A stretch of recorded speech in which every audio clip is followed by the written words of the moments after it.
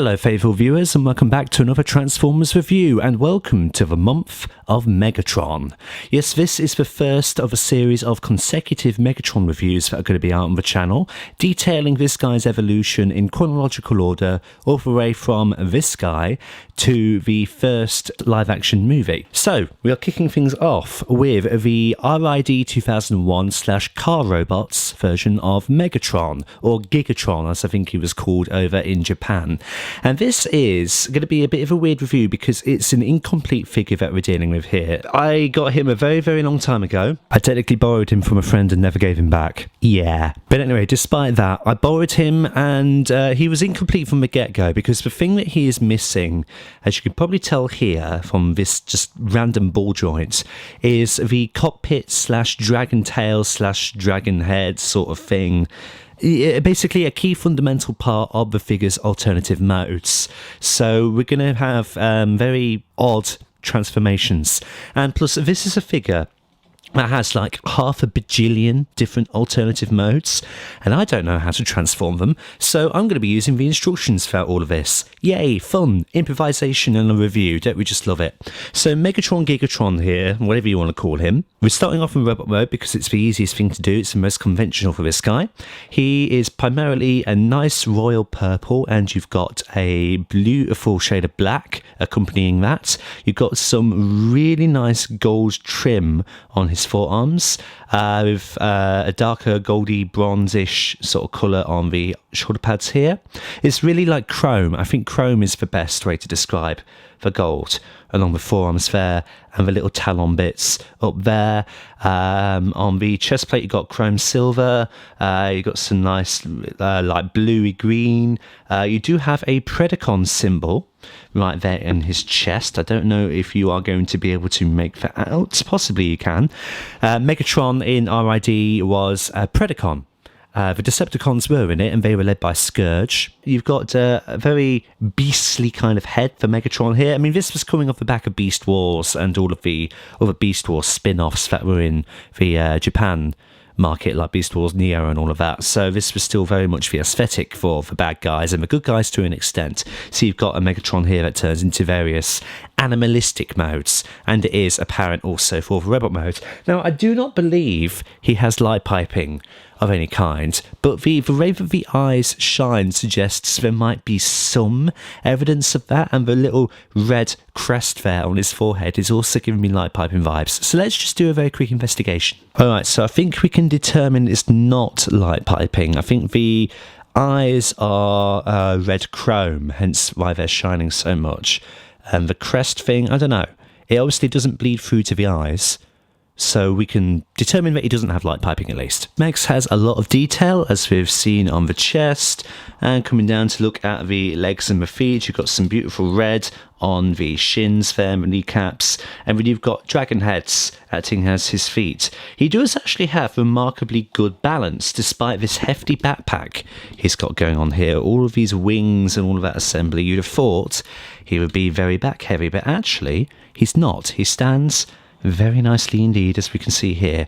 So the overall impressions for the robot mode is very solid. Now, normally Megatron here would come with an assortment of accessories. He did used to come with a couple of like sword blades, which I think had a firing gimmick to them as well, but I don't have them, so blurg. So let's have a look at articulation. The head is on a swivel. If we move the earpieces out of the way, then he is capable of rotating 360.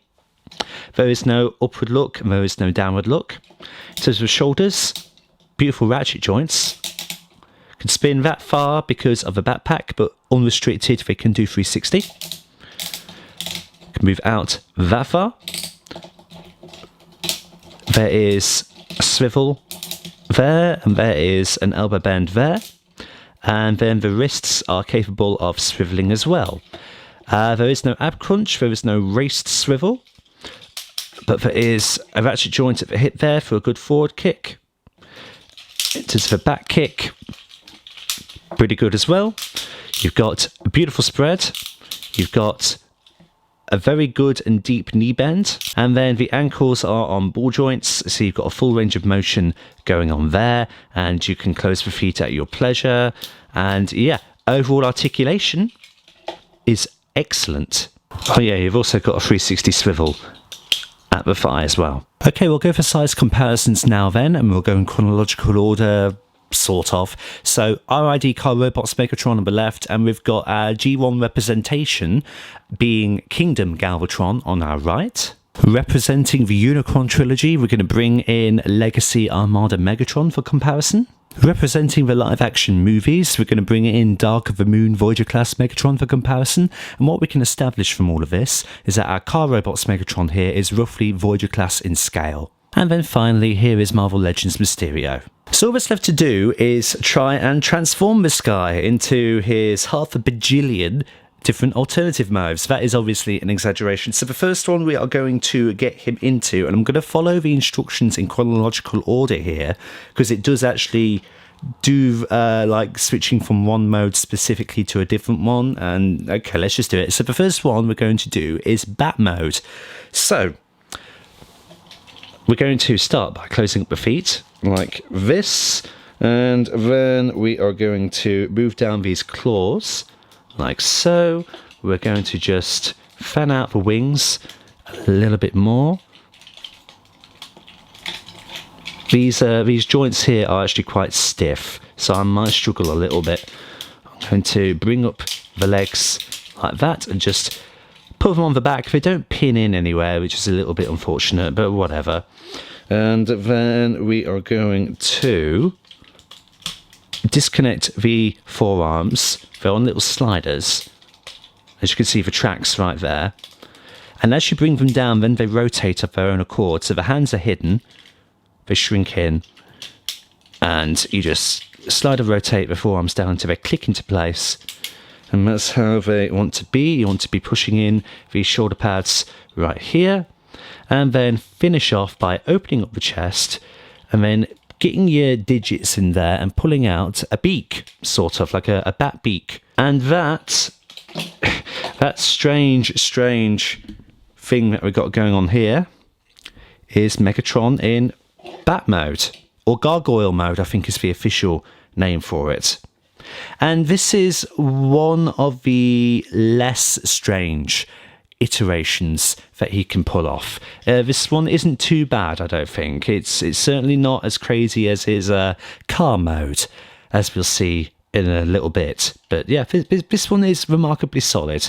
Because you put the beak up there, or snout, or whatever you want to call it, that does mean that his head articulation is now sacrificed. It does lock it all in place. So the next mode that we are going to explore is arguably the most iconic one of the bunch for him, and that is his double-headed dragon mode. So we're going to begin by opening up the chest. We're going to put away the dragon beak.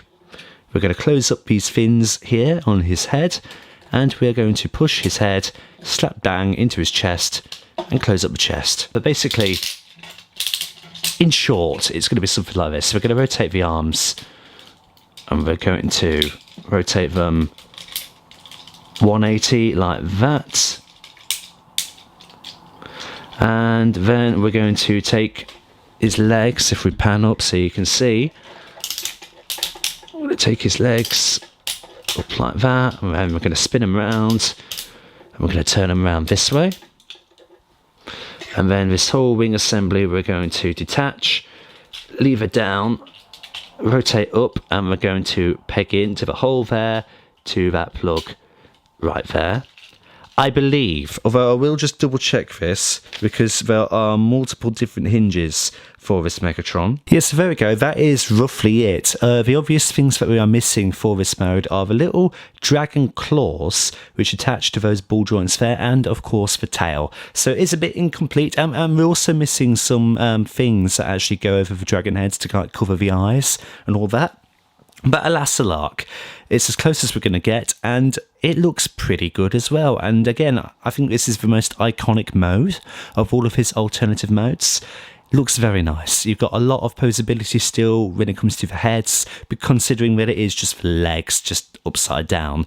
But no articulation is hindered on one whatsoever, so you've still got the full range of motion. You can open and close the dragon heads, you know, the jaws to get like a chomping thing going on. Again, they are just the feet closed up, so it's whatever. And yeah, I think that this is very iconic for this guy. So the next mode we're going to look at is one of the compromised modes because we're missing the tail, and it is his jet mode. So let's begin by straightening the legs.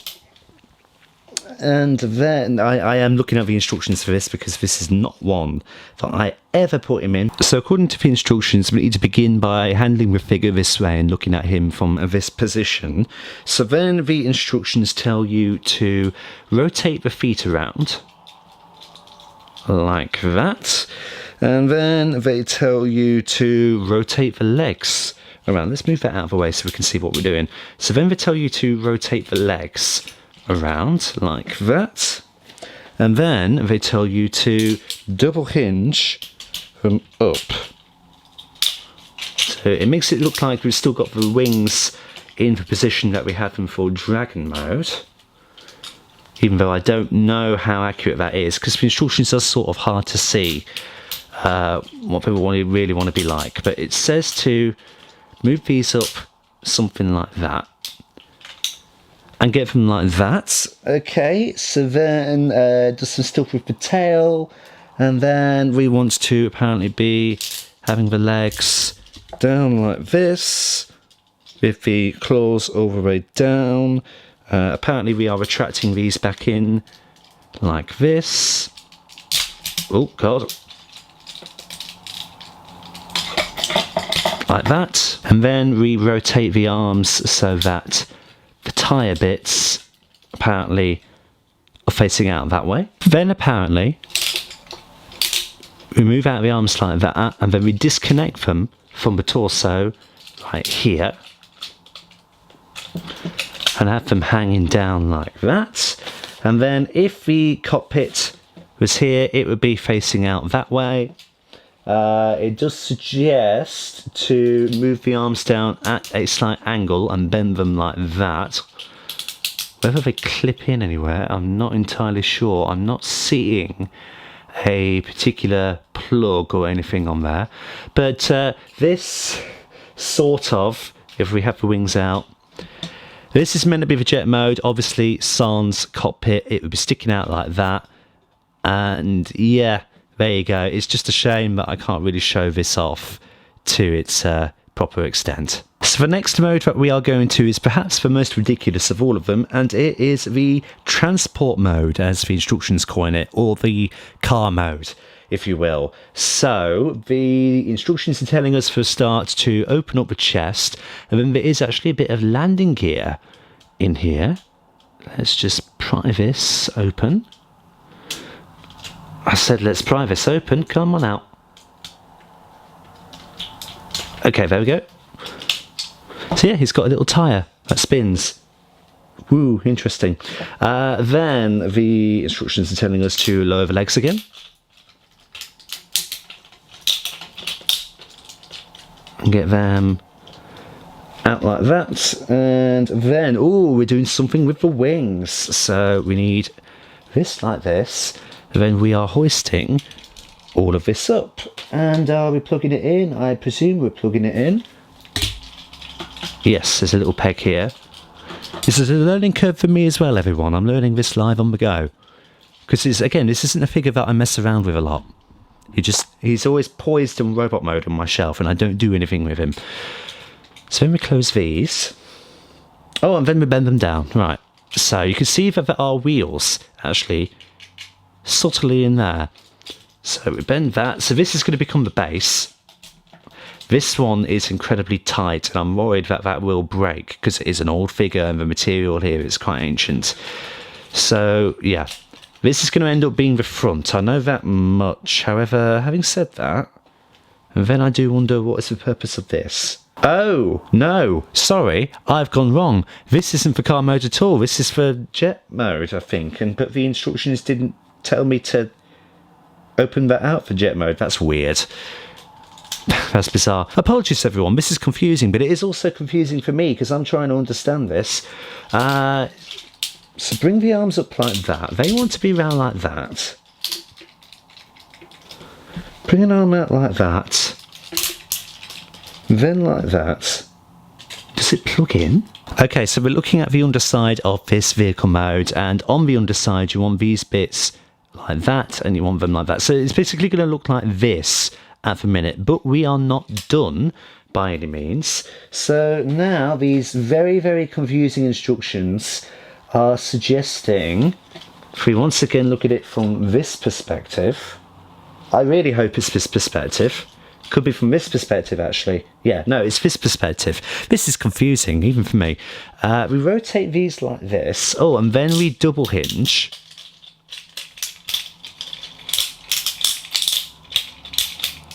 Like that. So we've moved these bits out and up. And then now it's suggesting something wants to... Ah, right. So the arms have these pegs on them, and there are holes here. And then these go into these. I see. Interesting. It is a vehicle mode. And when all is said and done, that apparently is the transport mode. Once again, the tail cockpit thingy would be listing out that way, but again, we don't have it. This is what it calls a transport mode. This is pathetic, isn't it? This is really bad. Yeah, I think honestly this is the worst alternative mode of the entire bunch here, because it's weird and it doesn't work. And yeah, sure, you got wheels that spin, but certainly the way I've got him at the minute, he isn't rolling very well, and it is due to the difficulty of actually getting that wing piece in position, because it's fighting me. It's incredibly stiff compared to that one. If I force it too much, it'll probably break. Yeah, this vehicle mode doesn't hold up at all, and the next one is even more balmy. So the final alternative mode that this Megatron is going to be taking on, have a guess. Have a guess of what it could be. Is it a helicopter? Is it another jet of some kind? Is it a speedboat? No, it's a hand, or a claw, if you like. He turns into a claw that doesn't look anything like a claw. So let's try and get there. Let's try and fumble our way through this somehow. So we're going to start by disconnecting all of this. And I'm going to straighten these for now, but we might have to hinge them out again. I just have a feeling. I'm going to just rip all of this apart. Get it out like that.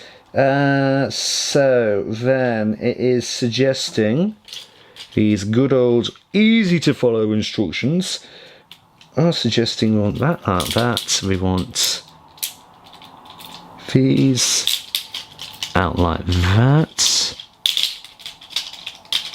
I think it's suggesting that these want to be elongated along their tracks,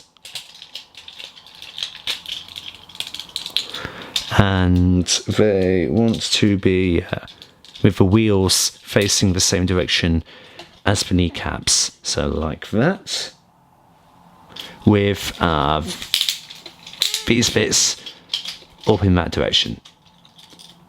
So suggesting those want to be like that. And then we're going to turn him over. We're going to look at the wing situation, and we apparently want to be disconnecting that there, hinging it back into the robot mode orientation. And then the tail cockpit thingy bob would become the thumb, but otherwise that's basically it, I think. These are the if you imagine my actual human thumb here is the thumb of this claw. Oh, this is rubbish. These are the fingers, and there goes a light. Yes, everyone, this is his claw mode, complete with actual human thumb.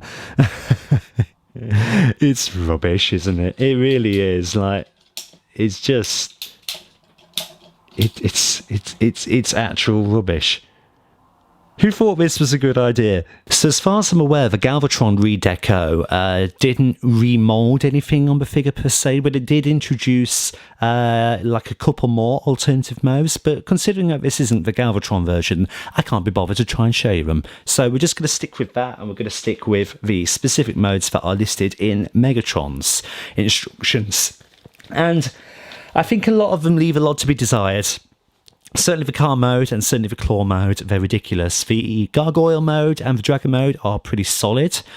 The jet mode would be more solid if I had the proper parts for it. And of course the robot mode is the best thing that this figure does. Here's a bizarre thing, all things considered. The amount of different forms that you can do are, some of them are ingenious and some of them are just, what were you thinking, designers? But the robot mode is the best thing about it. And do I recommend this Megatron? It's difficult, because he's got a lot of posability, his articulation is brilliant, he looks really stunning, and there's a lot of playability with the different forms that you can take. But at the same time, I don't think the figure holds up particularly very well. It's solid enough, but in terms of engineering compared to modern Transformers, he doesn't hold a candle, I don't think. I believe a lot of reviewers tend to cite this as one of the best car robots figures that ever came out, and I can't necessarily argue against that, considering that this is the only car robots figure I've ever played with. So I'm a little bit on him. I personally might not recommend it, but I do recognize the playability of it and the fun that could be had. So I think it is up to personal preference whether you want to go seek this guy out or anything from that line. But yeah, he is what he is, I think, at the end of the day. He's fun in some regards, but in other regards he's quite inferior to what you can get from modern Transformers. So anyway, that's been our look at the car robots, Gigatron, Megatron, Robots in Disguise 2001, whatever you want to call him. And stay tuned for more Megatron videos coming in the next few weeks. And thank you everybody so much for stopping by and checking out this review. Like and subscribe if you haven't already, and share it around to help out the channel. And until the next time, see you all later.